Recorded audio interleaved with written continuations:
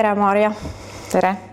Me oleme ülikooli kohvikus siin Tartus imelises kohas, kus on nii vastutulelik kollektiiv, et ma olen lausa vaimustuses, et me oleme seda kogenud siin, et nad toovad meile vett ja kohvi ja aitavad seda setti meil luua ja isegi sellel päeval, kui tegelikult see kohvik lahti ei ole, tulevad vastu ja lubavad meil siia tulla rääkima oma lugu. Et aitäh ülikooli kohvikule kõigepealt. Aga mul on väga hea meel, et sa räägid täna oma lugu, mis on ju järjekordselt hingemattev, ebameeldiv, valu tekitav, ebaõiglane, kõik need sellised rasked ja keerulised tunded on ju siin taga. Ja kust sai sinu lugu sellises võtmes nagu nartsissistlik suhe ja võõrandamine ja kust sai sinul see alguse? No see lugu tegelikult on hästi pikk, nagu kõik sellised lood, hästi keerulised, nendes on hästi palju nüansse. Et ega seda niimoodi üheselt kokku võtta, nagu sa isegi tead, on üldiselt päris keeruline ja sellele jaole saada, mis tegelikult toimub. See võtab omajagu aega, seal on hästi palju segadust, sellist proovi aru saada, mis toimub, miks toimub. Et nendes suhetes tihti ei ole selgust. Ja minu see suhte ajalugu on ka hästi pikk, 27 aastat. Ja ma läksin sellesse suhtesse hästi noorelt. Tõenäoliselt ma olen ise tagantjärgi lihtsalt mõelnud, et kui ma ei oleks läinud nii noorelt sellesse suhtesse, ma olin 15, kui me hakkasime nii-öelda käima. Et ma tõenäoliselt ei oleks selles suhtes nii kaua olnud. Et mul lihtsalt puudus see teine kogemus või teine mingi arusaam. Ehk et mul oligi ainult üks normaalsuseks. Aga jah, et 27 aastat kooselu, mis iseenesest nagu igas kooselus, nii ma mõtlesingi, et seal on ju kõike, et seal on muresid ja rõõme ja kõike seda ja on palju sellist, mida ma ei osanud ka defineerida, mis minu puhul mängis kindlasti hästi suurt rolli. Ma ei tea, kuidas teistes sellistes keerulistes suhetes on, aga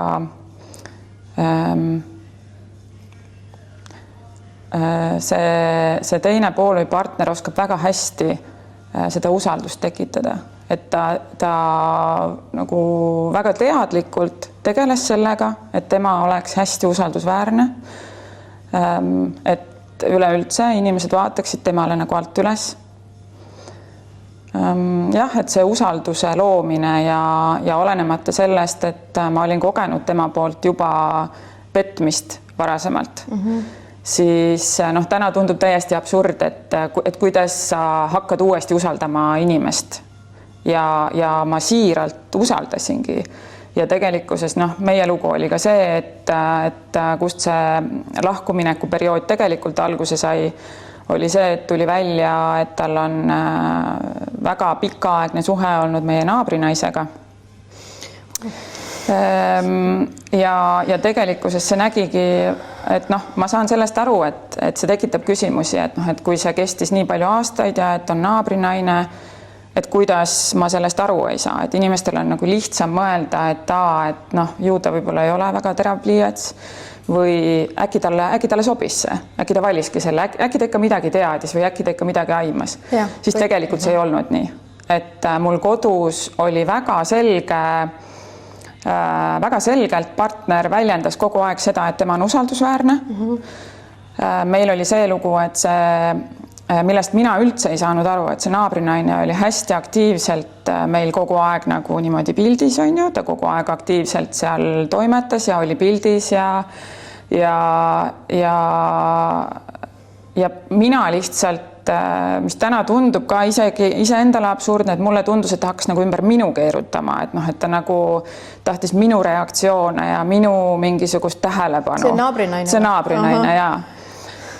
aga tegelikkuses mida ma täna tean, on see, et mida sellised inimesed nagu minu elukaaslane oli, et mida nad hästi palju kasutavad, on trianguleerimine, isegi suhetes. Ehk siis tegelikkuses see nägi välja selline, et ta hoidis väga selgelt seda usalduslikku suhet minuga, kommenteeris seda naabrinaise veiderdamist seal akna taga või siis seda, et ma ei tea, et kui mul oli uus jope seljas, et siis elukaaslane ütles, et no nii, et vaatame, mitu päeva aega läheb, et naabrinaisel oleks samasugune jope seljas, on ju.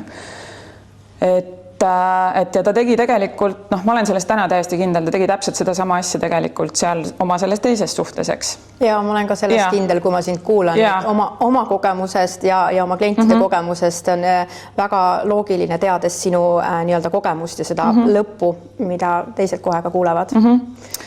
Et ühest küljest ma täna võin öelda, et ka see naine on nii-öelda ohver, on ju, sest et ta uskus ja usaldas, seal loodi täpselt samamoodi seda usalduslikku suhet, kus milleni me ka jõuame, et ei elatud mitte ainult topeltelu, eks ju, vaid vähemalt kolmikelu siis või ma ei tea, kas eesti keeles üldse on sellist sõnagi, on ju. Võib-olla seal oli veel. Ja seal oli veel suhteid ja seal oli veel suhteid, et aga jah, et see usalduse loomine on hästi olulisel kohal nende inimeste jaoks, et kuidas need selja taga see skeemitamine siis nagu võimalikuks üldse saaks. Et see valedega usalduse loomine. Et see on eriti paradoksaalne, irooniline nii-öelda ka, et ma valetan selleks, et saada teist inimest nii-öelda lollitada, et arvaks, et ta saab mind usaldada. Et see on niisugune nagu nalja tegemine või niisuguse lihtsalt mingi mängu mängimine. Ja ma olen nagu mõelnud seda, et tegelikkuses mida sellised inimesed sellest saavad, et nad on tegelikult maksimalistid, nad tahavad igalt poolt saada maksimumi. See elukaaslane tahtis minult saada maksimumi. Ta teadis, et mina tegelesin sellega, et kuna mina teadsin seda, et kui meil veel lapsi ei olnud, meil on 3 last, 5, 16 ja 18 tänaseks, siis ma tean, et neil oli mingisugunegi minule toona elukaaslane väljendas, et see oli niisugune ühe õhtu klubi mingisugunegi asi, on ju. Ja ainult üks õhtu ja kogemata ja purjus peaga. Et meil oli sellest kunagi väga suur tüli ja pahandus, aga kuna see usalduse ülesehitamine käiski väga tublisti, eks ju, ja me otsustasime, et me hakkame peret looma. Siis, ja kui me nüüd mõtleme seda, et see sama naine kolis meie juurde ja hakkas nagu osalema meie igapäeva elus niimoodi seal tänava peal, et isegi selle juures ma usaldasin oma meest 100%. Kujutad ette, milline, kui osav töö see tegelikult on, eks. Aga see ongi manipulatsioon. See ongi see, et inimesed arvavad, et nad tunnevad ära selle. Mina ka arvasin, et sa ju tunned ära selle, kui neil kahel peaks nagu midagi olema, on ju. Aga sa ei tunne tegelikult. No kui inimene püüab nii tugevasti vastupidist näidata, mida ta tegelikult ei ole, siis selle püüdlusega ta ju võib selle väga hästi teha. Et tal on see skeem ju tuleb loomulikult, sest et see on selline kui inimesed läheksid tegelikult diagnoosima ja oleksid ausad vastused seal selles testis neil, siis sealt tuleksid välja isiksuse häired sellistele puhkudele, tihti nendele samadele käitumismustritele. Et kui keegi, kes suudab pidevalt genereerida siis mustreid selleks, et teisi inimesi mängutada, siis see ei ole ju selles mõttes normaalne seisund. Et selles mõttes sellised juhtumid polegi midagi, mida üks normaalne inimene tegelikult igapäevaselt mõtleb, et näiteks, et ma hommikul ärkan üles ja mõtlen, oota, mida ma sellele nüüd räägiks, mida ma sellele räägin, et tal on vajadus sellele pidevale tunnustusele valede kaudu, ta ei usu, et tegelikult ise ta enesehinnang on niivõrd madal, sisimas tegelikult. Ta ei usu, et ta saaks normaalselt empaatiliselt suheldud ja selle lähedussuhte loodud. Just. Nii et selline... Ja selleks on see triangulatsioon. Selleks nad kasutavad, et nad boostivad üles neid neid vastandades neid inimesi tegelikult, need inimesed isegi ei tea, et neid vastandatakse, aga see boost ib üles nagu seda nagu meil siis ta sellega tagas selle, et mul tekkis tunne, et me oleme üks, et me oleme tiim, on ju, et me mõlemad märkame seda, et see on ebanormaalne, mis meil seal toimub, aga me ei lase ennast sellest segada. Ja teisele samamoodi. Just, täpselt samamoodi ja tegelikult täna ma lihtsalt saan aru selle naise käitumisest ka, sest et tema sai täpselt samasugust seal loodi täpselt samasugust usaldusväärsust, et seal rääkis siis minu elukaaslane a la on ju, mis nad kõik räägivad, et mul on nii halvasti kodus ja ta on täitsa hull ja ma ei tea üldse, kui kaua ja kuidas ei ole ja just, aga tegelikult saab ta igal pool kõike, sest et need ei ole need tüübid, kes kuidagi nagu lepiksid vähemaga kui maksimum, et tegelikult on nad maksimalistid, et see vaeva nägemine nii-öelda nende poolt on selleks, et saada igalt poolt see maksimum kätte ja tegelikult kui see naabrinaisega suhe välja tuli, siis ma nii hästi mäletan seda, kuidas mul kerkis nagu üles see tunne, et vaadates seda eelnevat elu ja perioodi, kus see Armuke siis oli seal niimoodi passiiv-agressiivselt kogu aeg nagu ennast sinna meie ellu pressiseks. Et siis kui ma hiljem selle peale mõtlesin, ja ma ütlesin ka oma elukaaslasele, et mul on selline tunne, et sa pidasid ennast nagu et sa olid seda väärt või et sul oli nagu õigus selleks.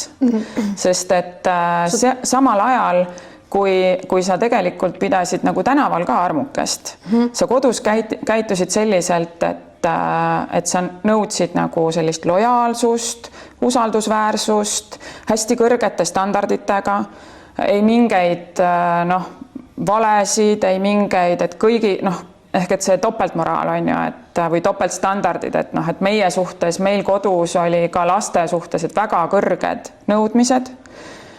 Ja siis me niimoodi muudkui, sa muudkui kohandad ennast, on ju, et ja lapsed tegelikult samamoodi, et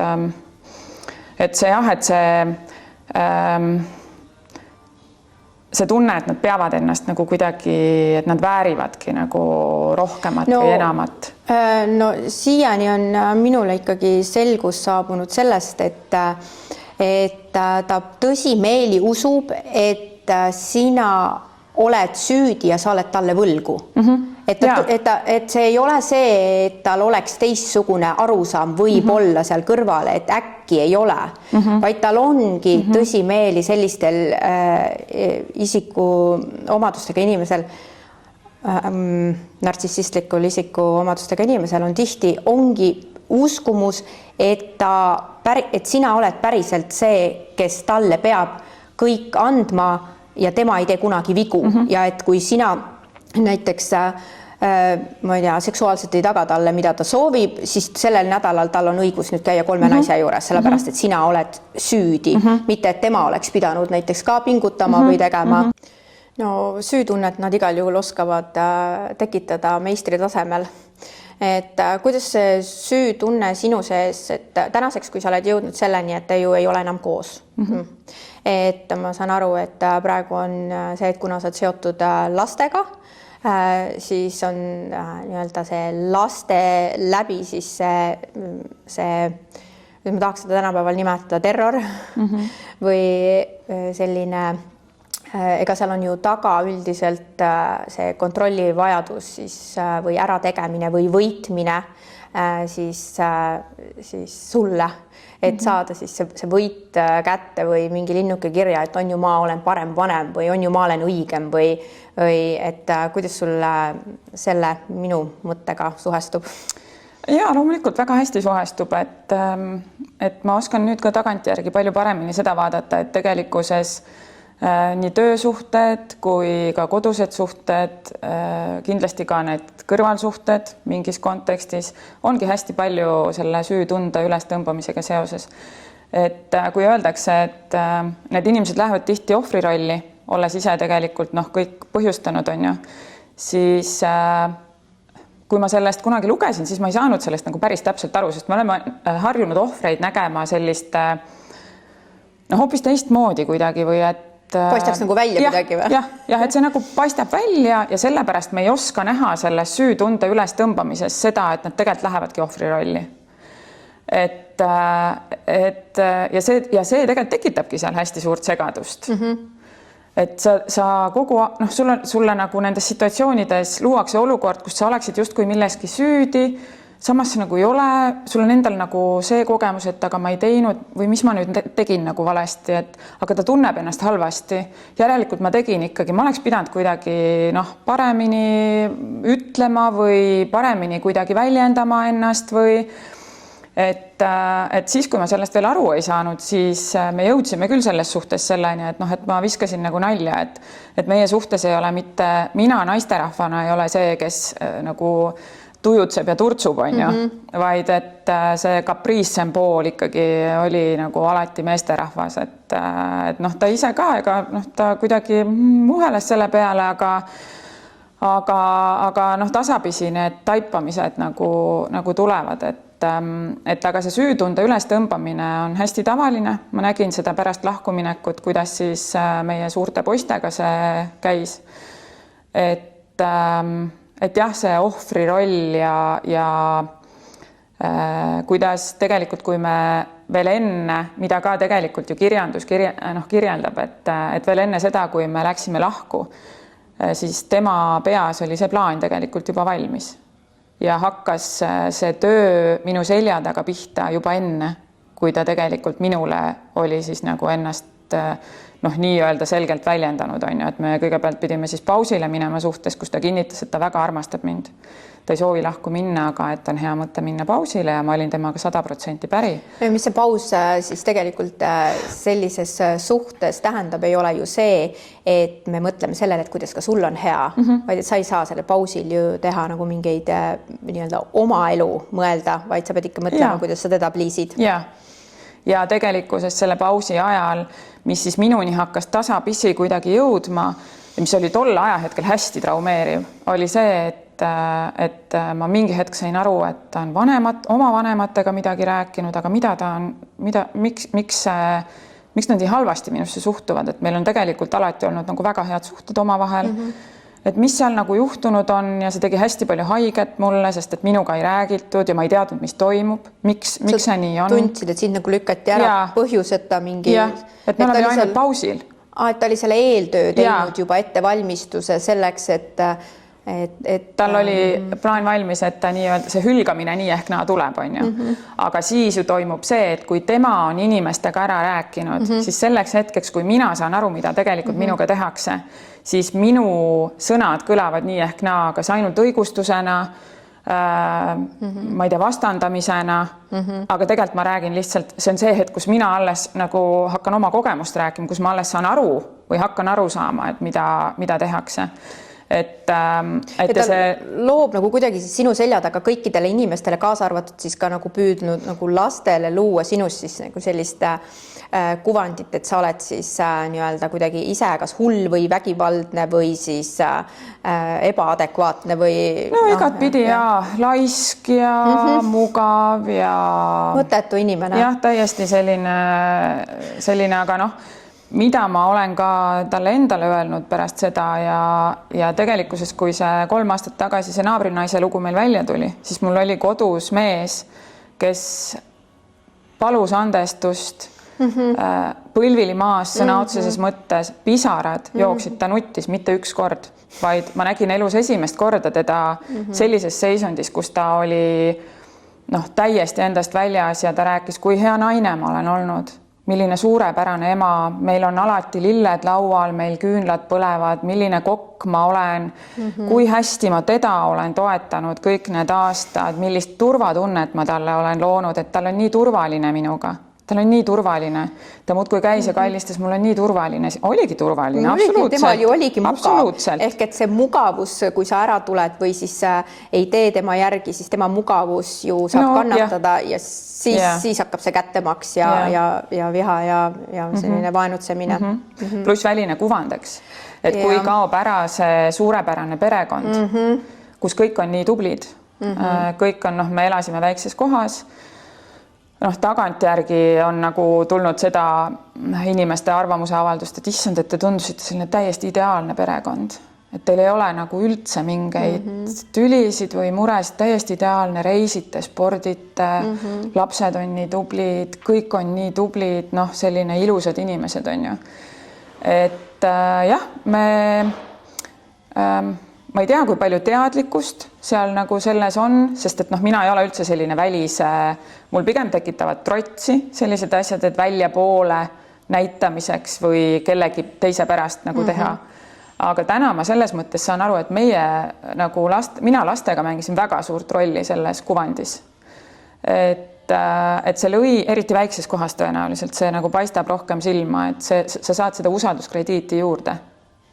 Ja kindlasti, et see on ju oluline, see kuvand on ju kõige olulisem, aga samal ajal siis tegelikult õõnestada sind selliselt, et sa tunneksid ennast võib-olla selliselt ühtepidi nagu väliselt nagu hästi, eks ole, kuna sul sees on segadus, et mingid asjad on nagu valed ja et ka püüdlus, et see püüdlikkus on võib-olla alateadlik, mida siis tegelikult see nii-öelda, tahaks öelda sõna ohver, aga tegelikult oleme me sellises olukorras ohvrid. Et selle... Me üldse ei taha olla ohvrid. No jah, et selles mõttes... Aga see fakt on lihtsalt see. Ja et selles mõttes sa ei pea mõtlema ennast, et sa meelestad ennast, ohver tavaliselt tähendab seda, et ma mõtlen, et kõik teised on süüdi ja vaene mina ja nii edasi, aga kui sa tuled sellest välja selliselt, et ma lähen oma eluga edasi, ma teen järgmised sammud, siis sa tegelikult ei ole ohver, aga selle käitumismustri, kui me mõtleme sellele, et meil tekivad siis sinna ATH, stress, kõik erinev ajukeemia läheb sassi, kõik see ajuudu, kõik asjad, et tegelikult see näitab, et me oleme ikkagi nagu ohvristatud sellest, et muidu kui meil sellist suhet ei oleks olnud, siis meil ei oleks neid tagajärgi endal nii-öelda neid stressi ja muid sümptomeid, et asjad rohkem ununevad võib-olla, eks ole, et kõik, et ajukeemia lihtsalt muutub, et on vaja luua nagu see tagasi see stabiilsus, et selles mõttes peab ütlema, et sõna ohver ei tahaks enda kohta öelda, sest et sa oled ikkagi nagu ju võitleja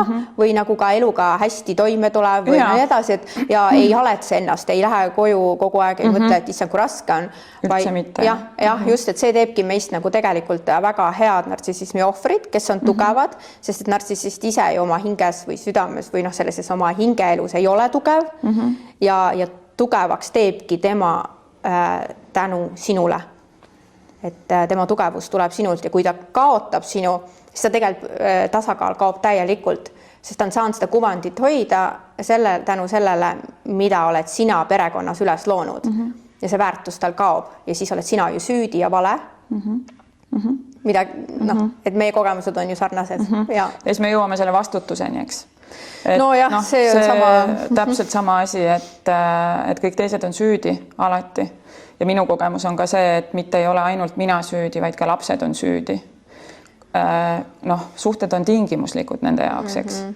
Et need lapsed ka, tänaseks on minu 3 lapsest 2 saanud siis hülgamiskogemuse tegelikult. Ma annan endale aru, et see nende jaoks tulevikus tõenäoliselt tähendab teraapiat. Need kohad tulevad kindlasti elus kuskil välja. Et ja ma olen, ütleme, võib-olla viimane aasta ongi nagu põhiliselt minu stress ongi olnud, stressiallikaks on olnud tegelikult see, et kuidas lastele selles niigi keerulises olukorras, kus me tegelikult eeldame, et vanemad säästavad lapsi, et nad pigem on neile toeks, nad küsivad, kuidas sul läheb, kas sa saad hakkama, sest meie jaoks tähendas see seda, et lahkuminekuga seoses ma olin sunnitud kolima teise linna ja meie keskmine laps pidi ka kooli vahetama. See oli tema otsus 100%, et ta ei jää isaga elama ja kuigi isa jällegi, et süüdistab mind selles, siis tegelikkuses, mis on kõige olulisem, on see, et need suured lapsed teavad ise, et nad teevad ise oma otsuseid ja neil on see teadmine olemas, et ükskõik mida nad otsustavad, et neil on see minu tugi nagu olemas. Et ehk siis tegelikkuses selle keskmise lapse jaoks tähendas seda, et tal oli uus kool, uus trenn, uued sõbrad, uus linn, uus kodu, vanemate suhted sassis, ja kõige selle juures ja veel 9. klass, eks, ehk et lõpuklass. Väga raske. Väga raske. Ja kõige selle juures tegelikult veel nagu lapse vanemana teha seda veel keerulisemaks, selle asemel, et toetada, olla olemas, lihtsalt olla olemas. Et see lapse valu on ikkagi raske ühele empaatilise vanemale nagu kannatada, et mida nad panevadki tegema, tegelikult nad tahavad nii-öelda panna, et kas ta siis hülgab või siis ta võõrandab teisest vanemast. Et see on nagu kaks võimalust. Et need võõrandamise katsed on kestsid põhimõtteliselt sinnamaani, kui oli see hülgamiskogemus. Ja esimese lapse, selle kõige vanema, hülgas ta suhteliselt alguses, sest et tema oli selleks hetkeks elanud aasta aega kodust ära teises linnas gümnaasiumis. Ehk siis temal oli toimunud mingisugune iseseisvumine, vanus ka selline, et 17-aastane, et tal on juba ja arukas poiss ka. Ja temal oli nagu julgust mingilgi määral astuda isaga dialoogi. Ja seal ei ole kunagi olnud karjumist, solvamist, mingeid selliseid, et isa võiks nagu solvuda või et kuidagi oleks öeldud talle halvasti või teda kuidagi solvatud, vaid ta sai see vanem lapse hülgamise osaliseks ainult sellepärast, et ta astus dialoogi, et ta küsis küsimusi. Millele ju ei ole vastust inimesel, kes tegelikult kogu aeg võitleb või tahab teist vanemat maha teha või kogu aeg on nii-öelda kannataja ohvri positsioonil. Et tegelikult sellist diskussiooni ju ei saagi tekkida, vaid on võitlus. Et siis ongi, et tema peas on nii, et kui tullakse küsima küsimusi selleks, et saada konflikt lahendatud, et ka lapsed ju soovivad, et on lahendus, et kui see lahendusele ju ei ole nartsissist orienteeritud ja ta siis mängibki neid mänge ja vaatabki, kas see mäng läheb kellegagi nagu toimib või ei toimi. Ja et see on ka laste puhul täpselt samamoodi. Et ega kui sina seal kodus ei ole, eks ole, siis on vaja ju... Need mängud kandusid üle siis. Need kantakse üle, et ta sai aru, et mina tean, see pilt on nüüd selge ja siis hakkab see uus kompamine, et jõuline, selline jõuline, et seal on see jõud on ikkagi nagu taga, et huvitav, nagu toon näiteid näiteks nagu sellisest jõulisest käitumist, kuidas näiteks, et see on väga hea tuua välja. No võib-olla üks tugevamaid šokke ja traumasid minu enda jaoks, lapsest rääkimata, oli tegelikult see, et vähe sellest, et isa üritas lapsi, tegi katseid, et neid minust võõrandada, siis ta üritas neid vanemaid poisse ka üksteisest võõrandada, sest et ta teadis, et nad on üksteisele nagu liiga suureks toeks. See vanem poiss oli niivõrd palju arukas ja iseseisev ja tark, et ta nägi, et see mõjutab seda nooremat, võib mõjutada seda nooremat poega ka.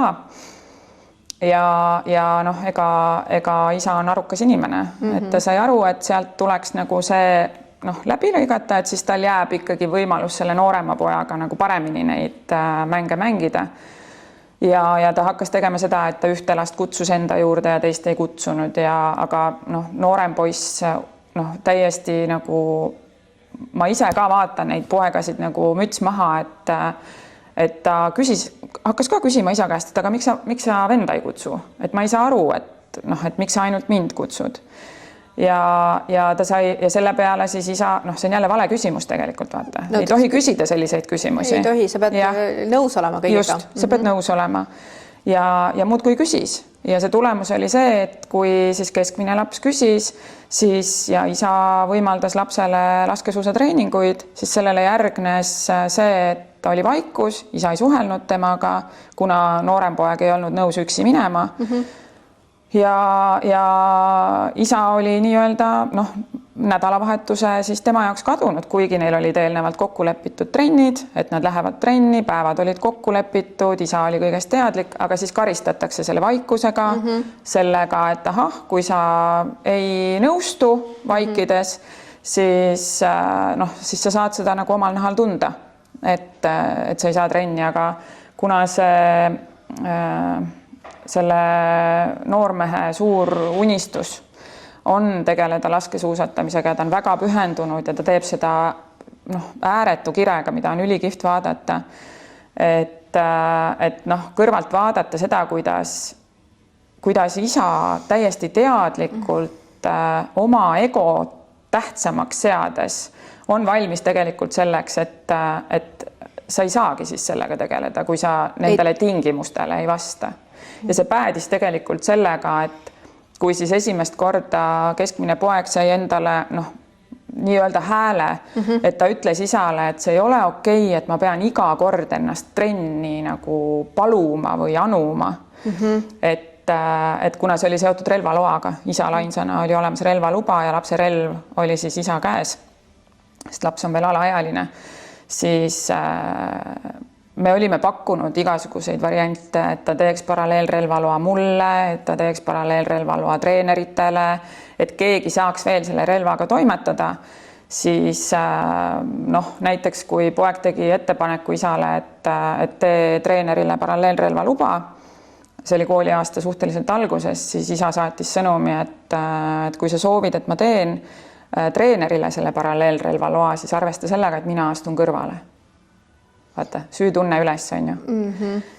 Ja laps peab siis justkui hakkama valima, et oota, miks ma pean nagu isa miks isa astub kõrvale nagu, et see paralleelrelva luba ei tähenda midagi muud kui seda, et kellelgi on veel seaduslik õigus selle relvaga see lihtsalt nagu nii suur kontrolli vajadus, et ta peab kõik, ongi selline nii-öelda, et oma nimele, endale, teistelt raha, nii-öelda lapsed ja kõik enda nimel, kõik peab olema mingi oma valduses kõik asjad, et selline nagu normaalne jagamine nagu on tegelikult, mis eeldab lapsevanemaks olemist, et seda ei ole lihtsalt, et osata jagada teise inimesega isegi siis, kui suhted on nii-öelda oma nii-öelda selline partnerlussuhe on nii-öelda möödas. Aga see on siis, kui sa sead lapse esikohale, siis sa ju teedki seda. Ja, siis, sest et see on normaalne käitumine, mida me vanematena nagu peamegi tegema.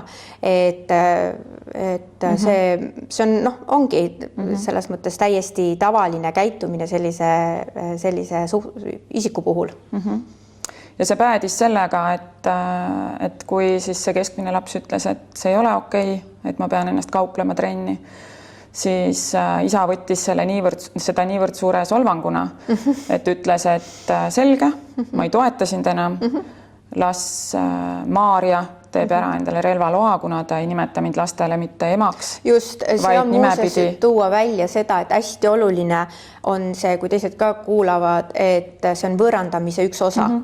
Et kui kästakse teist vanemat kutsuda, nii-öelda näidatakse välja, et see on tema soovil või soosing, ta ei ütle seda otse või ei põhjenda seda, aga ta teeb seda, neid kõiki väiteid ja asju, ta teebki väga salapäraselt ja salakavalalt selja taga niimoodi justkui nagu autoga sõidame siin, eks ole, ja mingeid asju ütleme välja ja ei, et ta ei ole ju tegelikult enam ema, sest et ta pettis mind näiteks, nüüd ta on lihtsalt Grete, näiteks on ju, või sulle Maarja on ju, et selline nimepidu, et hakkake kutsuma, et see on üks võõrandamise tehnika võtteid, et lihtsalt, et teised ka saaksid selle. Ja,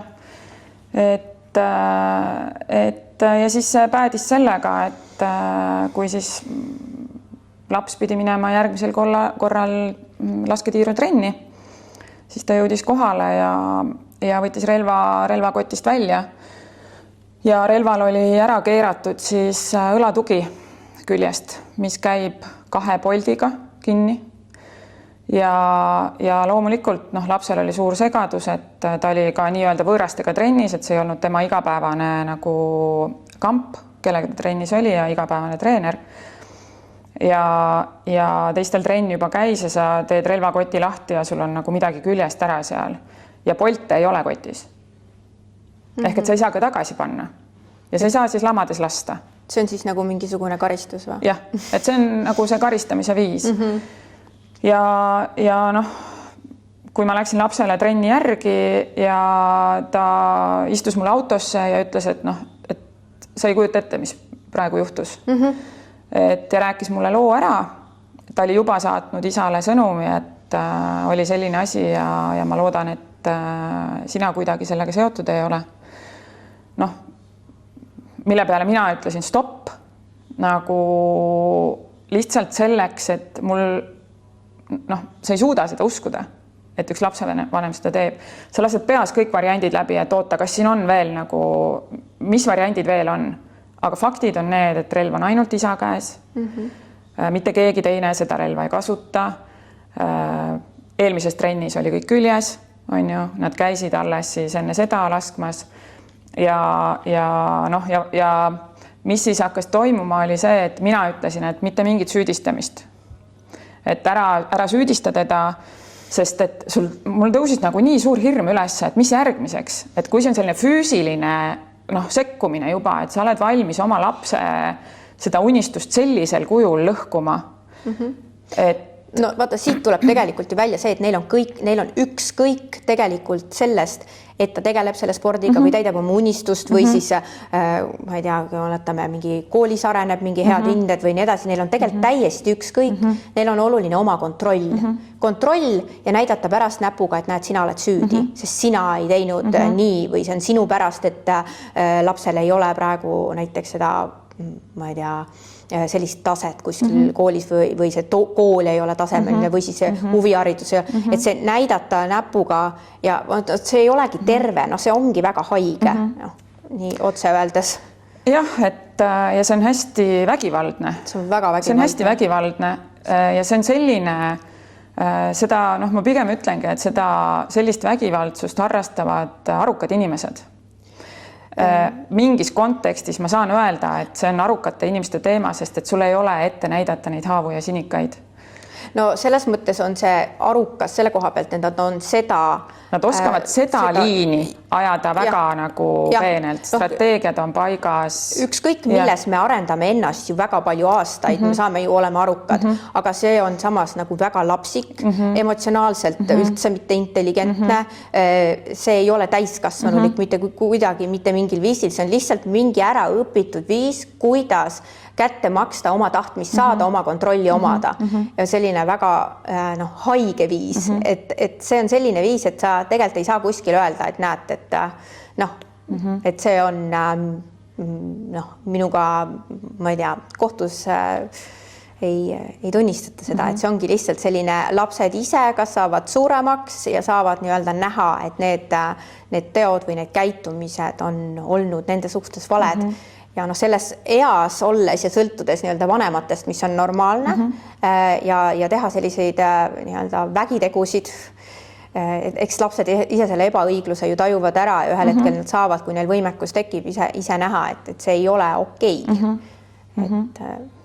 Ja see tõenäoliselt oli ka keskmise lapse jaoks selline hästi kõva murdepunkt, kuna ta koges seda eranditult üksi ja ise ja ainult iseendaga seoses. Seal ei olnud mingit ema seost. Mina ei olnud seal trennis, mul ei olnud ligipääsu sellele relvale. Ehk et see oli tema ja isa vaheline väga selge. Seal olid ainult need kaks inimest. Ja jah, sellele järgnes muidugi see, et ta oli valmis last süüdi sellest tegema, et ise sa võtsid relva seal mingid päevad tagasi lahti. Aga jälle, et ta ei olnud arvestanud, et lapsel oli sellest ka pilt tehtud. Kui relv oli lahti võetud, ta värvis seal mingeid osasid ja siis see osa, mis küljest oli, see oli tal maalriteibiga kinni tõmmatud. Ehk et selleks, et seda mitte küljest ära võtta, on ju värvimise ajaks. Ja mis sealt siis edasi läheb, on see, et sellele, kui poeg saadab talle selle pildi, siis ta ei vasta midagi. Ja seda pilti ta oma sõpradele ja kellele ta käib oma lugu rääkimas, on ju, et ta on jälle ohver ja teda süüdistatakse ja nüüd ta on veel sellistes asjades süüdi ja ta ju ei teeks mitte kunagi lapsevanemana seda. Siis ta ei näita seda pilti. Ja. Ega ta ikka ei näita ju seda, millele ta ei taha ise vastutust võtta või arutleda või mingisugust konflikti lahendada. Ja, et ta loob mingi oma narratiivi sinna ümber, oma selline lugu. Mul on alati õigus, kõik on süüdi. Ja, just. Ma võisingi seda teha. Ja, et see ongi see mingi selline nagu, aga samas ta tegi ju, mis minus nagu tekitaski sellist erilist nördimust oli see, et sa tegid nii mustvalgel praegu oma lapsele selle selgeks, et sa ei ole usaldusväärne. Et sa ei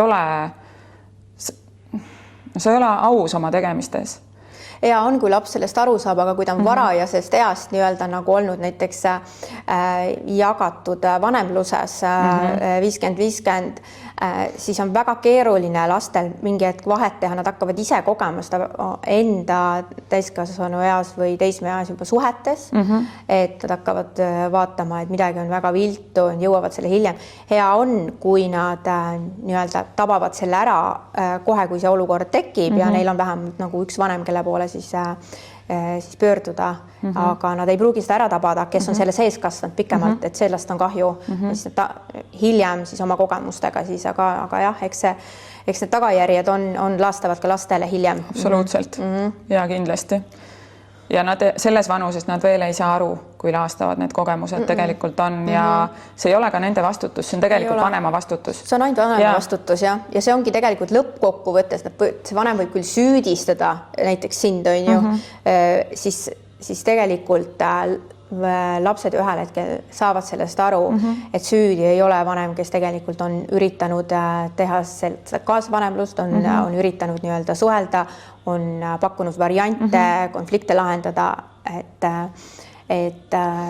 see süüdistamine võib olla mõnikord selles mõttes, et seda nartsissistlikult vanemat pliisida või temale siis meeldida, kasutanud sõna pliisimine on väga hea sõna, mis annab nagu sellise parema konteksti kui lihtsalt see meeldimine või et jah, teda nagu kuidagi võluda ja mõelda välja, mida ma peaks tegema selleks, et talle meeldida, et ta mind ei hülgaks, et seda lapsed õpivad varakult ära, et selle vanema järgi peavad kõik asjad käima, et seda empaatilisemat vanemat on kergem nii-öelda nagu hüljata, seepärast, et ta ei hülga mind niikuinii, et see on nagu lihtsam, et see teeb selle olukorra lastele jah, väga keeruliseks, kuhu nad tegelikult lapse panevad, ilma et nad teevad seda tegelikult teadlikult, aga nad ei saa tagajärgedest hiljem aru, et lapsed on ka kunagi targad.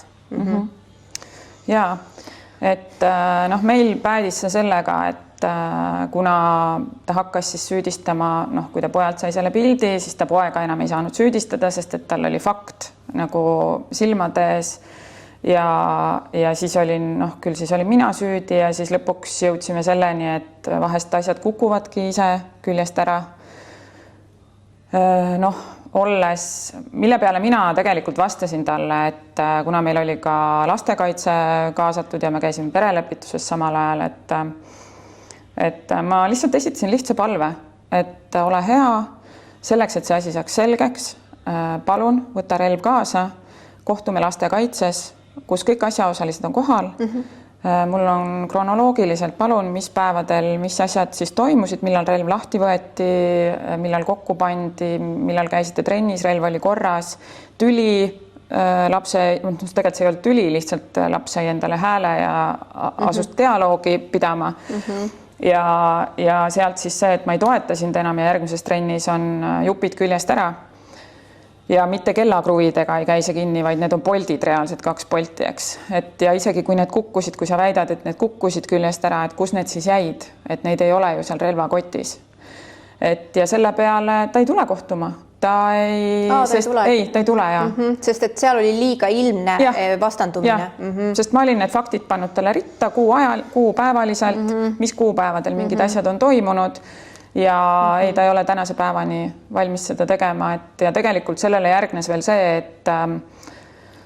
et mingil ajahetkel ta helistas pojale nüüd enne kooli lõppu ja läbi sellise, kuidas läbi näilise hea tahte ja naeratuse siis andis ta pojale selle soovituse, et tead, et see relva lõhkumise lugu, et tead, et sa nagu võid ise seda tulevikus väga-väga kahetsema hakata, kui sa seda räägid.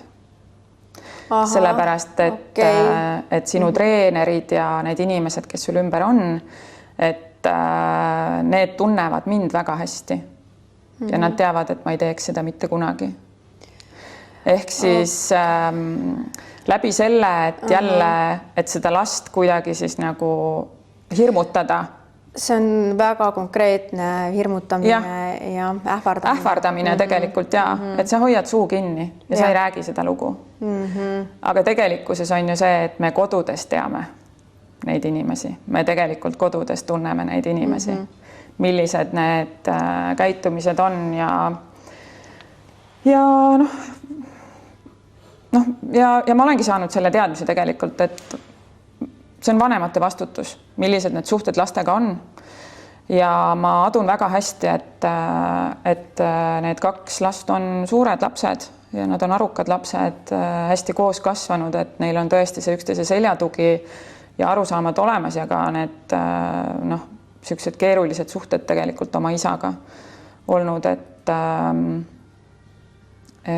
see keerukus ei pruugi tulla mingitel hetkedel ju tegelikult välja, kui kõik nagu sobib isale, et ühel nii kaua, kui kõik sobib. Ja eriti veel, kui näiteks sina emana ka teed kõik sobivaks, siis tegelikult on kõik ju hästi, et see käitumine tulebki välja sellest, kui ta oma vigadega vahele jääb ja siis tekitab nii-öelda selle kaose, kus kõik teised on süüdi, et näiteks ongi, et need kogemused, mis meil on, et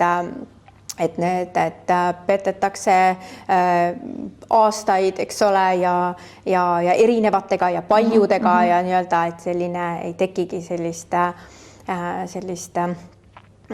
normaalset, et vahepeal on näiteks selline, et ongi üks kiindumussuhe tekib kõrvale ja aastaid, aga neid on veel hästi huvitav, et sellise isiksushäire puhul on tegelikult see hästi palju neid ja nad nii-öelda kogu aeg skeemitavad ja mõtlevad ja igale ühele räägivad teisest halba. Et see on ka selline huvitav narratiiv ja kõiki neid mänge, et nüüd neid seoseid nähes, nagu kõik, kes ma olen ka tegelikult nii palju aastaid lahus olnud, et mina sain ju nagu tulema, eks ole, ja laste jagamine on nagu olnud ka väga-väga-väga keeruline ja kui lapsed nii-öelda ka selles keerukuses kogevad selliseid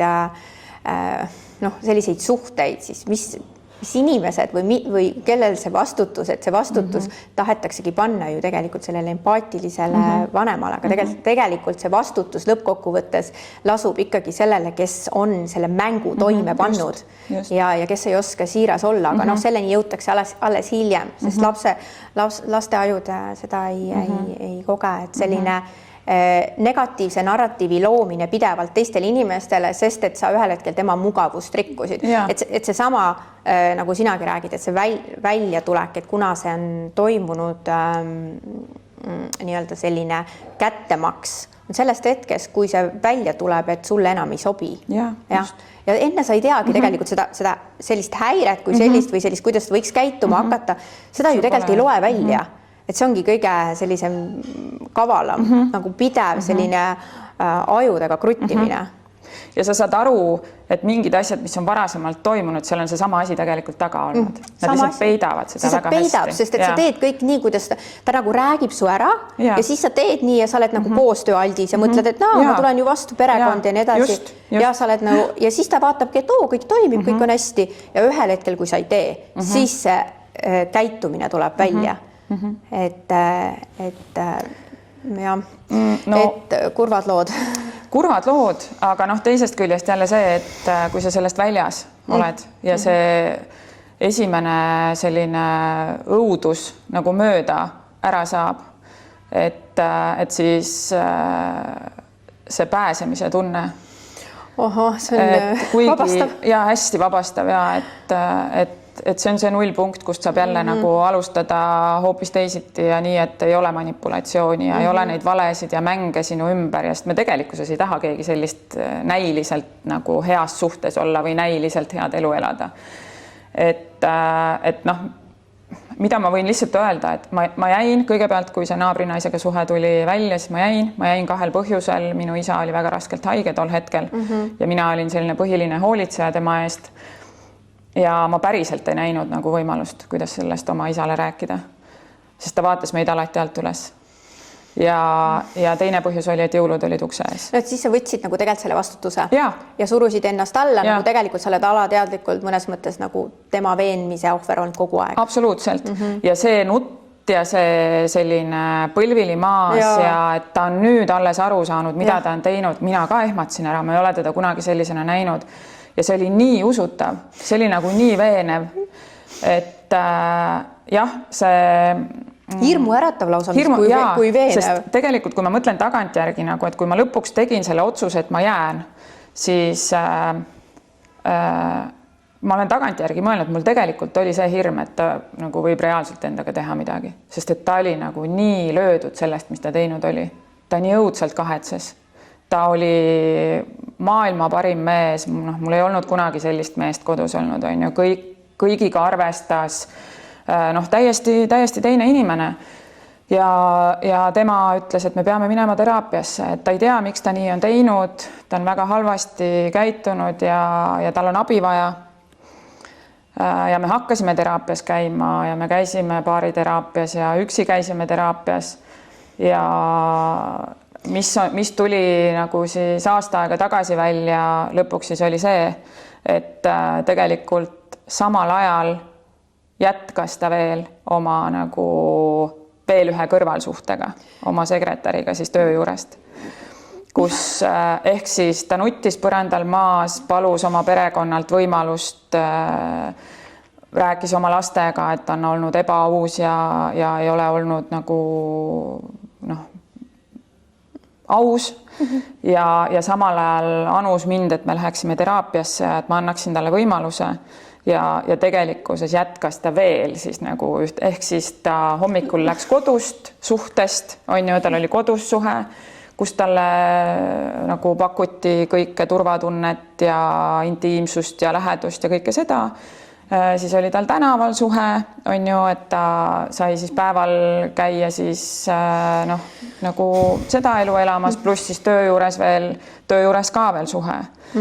Et ja kuna mina olin tema ettevõttes tööl ja kui ma sellest on nüüd mõni aeg tagasi, et see sekretär oli lapsehoolduspuhkusel, kui mina läksin tööle tagasi. Ja ju ta siis hakkas aru saama, et siin läheb nagu see seltskond natukene võib-olla segaseks, sest mina polnud selle sekretäriga koos töötanud.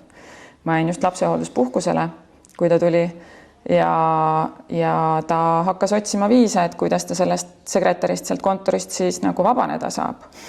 Ja ta tegi ta lahti töölt, hiljem ka minu, kui me lahku läksime loomulikult, sest minu sissetulek oli vaja ära kantseldada ja nõrgestada igal võimalikul viisil, on ju. Aga sekretäriga tegi ta siis selliselt, et ta seisis terve kollektiivi ees ja ütles, et sekretär on kuritarvitanud ettevõtte varasid. Ja kuidas ikkagi sellised inimesed meil ei ole siin meeskonnas nagu aktsepteeritavad ja kõik jutud, ilma et sekretär oleks seda teadnud, et teda tegelikult selle kollektiivi ees on sisuliselt vargaks tembeldatud, on ju. Ja lõpuks siis, kui mina sellele sain jaole, selle sekretäriga rääkis, et neil ikkagi oligi suhe, mis lõppes siis rasedusega. See naine küll väitis, et ta väga hästi teab, kelle laps on, ta oli ise ka pereinimene. Need naised on kõik pereinimesed. Need on kõige turvalisemad üldse. Et siis tegelikkuses need ikkagi ei olnud kindlad, et kelle laps see on, et minu elukaaslane vähemalt mitte. Et kelle laps see on ja hiljem väitis minu elukaaslane, et tema ei ole üldse olnud, ei ole kellelegi öelnud, et see sekretär oleks varast kuritarvitanud. Mina ütlesin seda. Ma olin lihtsalt tavaline palgatöötaja seal ettevõttes, et ilmselgelt sa seisad terve kollektiivi ees, eks. Et see tühistamiskultuur, et tegelikult need suhete tühistamised, see kui naabrinaisega ka tuli välja, ta tühistab kohe ära, ta mängib seal juures ohvrit, natuke sellist lollikest nagu, et ta ei saanud aru, mida temaga tehakse ja ju ikkagi nagu kuidagi manipuleeriti temaga või et ta kuidagi oli nõrk. Ma käisin ainult seksimas. Mingi hetk lõppis selle ära, et ma käisin ainult seksimas. Et see tühistamine nagu, aga samal ajal kõigile ütles, et armastab neid, on ju. Minule kodus ütles, et ma armastan sind ja kõigile räägib, et ta neid armastab, et see on ikkagi see maksimumi saamise soov nagu soovitas neile, et nad jätaksid oma mehed maha noh, et saada maksimum nagu see Kontroll. tähelepanu ja kontroll ja kõik see. Et need on sellised huvitavad nüansid ja, et aga noh, ega see koht, kus ma täna olen, on tunduvalt parem, et seal on küll jah, et nüüd on siis kui selline inimene kaotab kontrolli, siis noh, ongi siis hakkavad hagid tulema, on ju. Jah, et üksteise järel, et täna oleme me siis selles kohas ja aga noh, see on küll väga raske koht, kus olla, aga teistpidi nagu on kerge olla, sest et ma olen sellest väljas. Küll aga jah, et selles viimases 3 aastas tegelikkuses on olnud nagu hästi palju leina. Et see on olnud hästi raske aeg ja noh, kui ma saan täna aru, miks ma jäin, ma ei heida endale ette tänu sellele, et ma 3 aastat tagasi jäin, sain ma selle kogemuse, et see nuttev ja põlvili maas mees, ma olen reaalselt näinud seda, kuidas ta on võimeline seda show'd tegelikult tegema, et see ei ole päris. Ja ma sain selle kogemuse, kuidas ta üritas minu lähiringi hävitada ümbert, enne kui mina sellest üldse aru sain, kaasa arvatud minu õde. Mul on kadunud meie sõpradest peaaegu kõik. Ja kuidagi teeb ta seda selliselt, et nad isegi ei avalda soovi, et kuulda minupoolset versiooni, vaid et nad lihtsalt on kadunud. Et see on lein, mitte ainult nagu selle suhteleina ma põdesin ära kunagi 3 aastat tagasi on ju, et see on selline elavalt matmine tegelikult. Aga lihtsalt need hävitustööd ümber mingi muudes aspektidest, see on see, mis tegelikult võtab selle järelkaja. Ja sissetulekud.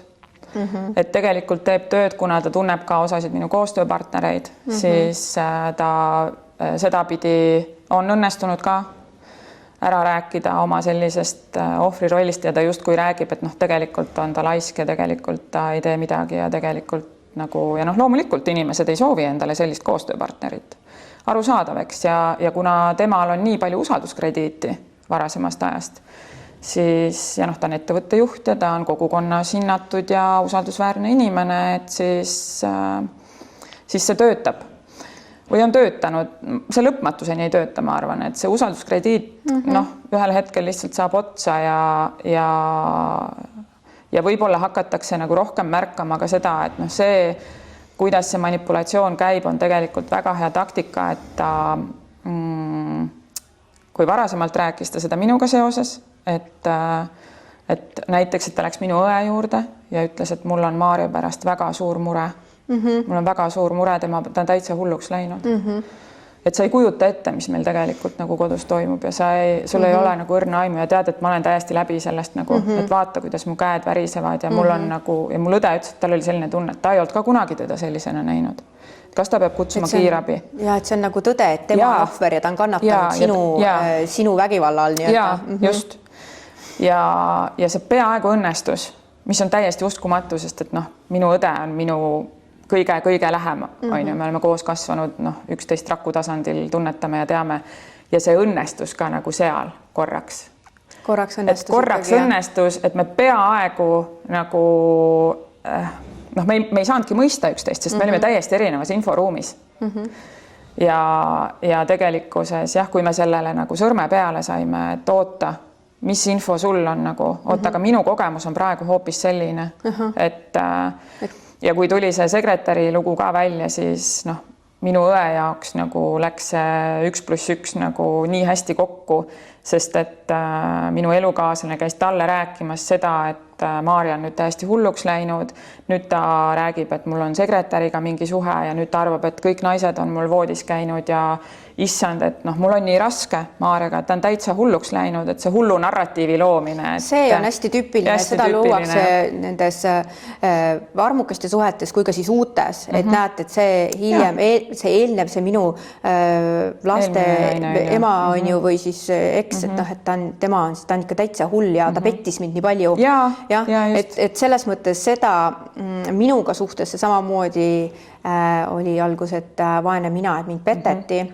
ja siis hiljem siis nagu nii-öelda minust räägitakse nüüd sama, et isegi kui sa oled nagu väga ontlik pereema, et see suudetakse nagu luua, siis hiljem lihtsalt ja inimesed usuvad sind ja noh, selles mõttes see on minu arust üks väga tark tegu, mida mina ka tegin peale lahkuminekut, et ma täiesti lõikasin endalt nagu välja selle, et ma ei kuula kedagi, kui ta tahab kedagi panna uskuma, siis on selle inimese enda vastutus, sest ma ei suuda mõelda sellele, et mis veel keegi tunneb või kuidas ma kellegi mõtteid ümber veenan, et et ennast nagu justkui teen teiste silmis siis ikkagi ilusaks või heaks, et see ei ole oma tähtsus, et ma mõtlesin, et see on oluline, ma lihtsalt lähen oma rada, teen oma elu, ehitan uuesti ülesse ja see on kõige olulisem. See, et kas keegi teine kuskilt usub midagi või arvab must valesti, ma otsustasin, et ma sellele lihtsalt üldse ei pööra oma energiat ega tähelepanu ja ma arvan, see oli kõige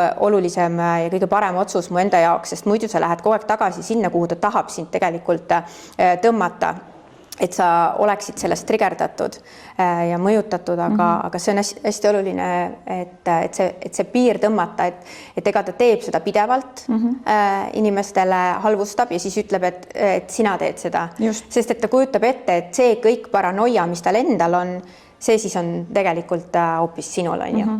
Et tal nagu ei olegi muud nägemust, et siuke nagu otse kõik on paranoiline ja kõik, mida tema usub, või noh, mida ta teab, et ta on ise teinud, siis ta loob selle vastupidi nii-öelda sinu enda kuvandiks. Ja see ongi niisugune nagu haiglane taktika, et nagu mõtled, normaalse inimesena mõtled, et milleks? Et milleks? Et istume maha, räägime ära ja kasvatame lapsi mõistlikult ja arutame läbi ja sina annad näiteks oma poole, oma oskused ja kõik selle ja mina oma ja teeme, arutame koos ja minust kõik toimiks. Aga ühel hetkel me saamegi aru, et kui meil on tegemist sellise inimesega, et see pole lihtsalt võimalik, sest seal on häire. See lihtsalt ei ole normaalsus, see on midagi, mida me ei saa kunagi panna nii-öelda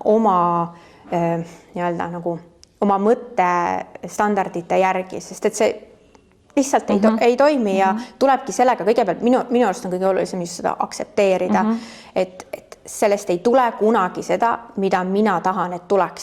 Nagu, et sellist normaalset, mõistlikku arutelu või vastutuse võtmist või ei tule.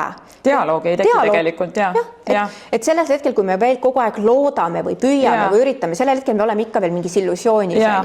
Ja see on hästi kurnav. See on nii kurnav. Sa kogu aeg otsid neid lahendusi, et oota, kuidas ma ikkagi saan, et ma tean, et minul on need oskused olemas, ma ju kooselust ka tean, et temal ei ole, et ma ikka pean aitama kuidagi teda selles, et see mingi selline abistamise ja tegelikult, kui see kõrvalsuhe välja tuli, siis ka ma olin lõpuks nagu selles abistaja rollis.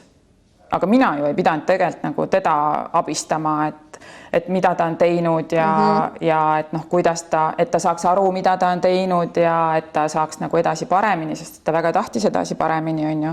Samal ajal pidades veel siis nagu kolmandat elu ju jätkas seal veel nagu kõrval, on ju. Et see ja kui sa loobud sellest, et seda ei ole võimalik teha ja sama asja tegelikult meil ei jää muud üle, me peame ka lastega tegema. Et me ei saa vastutada selle eest, kuidas tema oma suhteid hoiab või ei hoia või loob lastega. Ja see ei tähenda seda, et minu puhul on see, et need vanemad lapsed on saanud nagu isalt selle hülgamiskogemuse.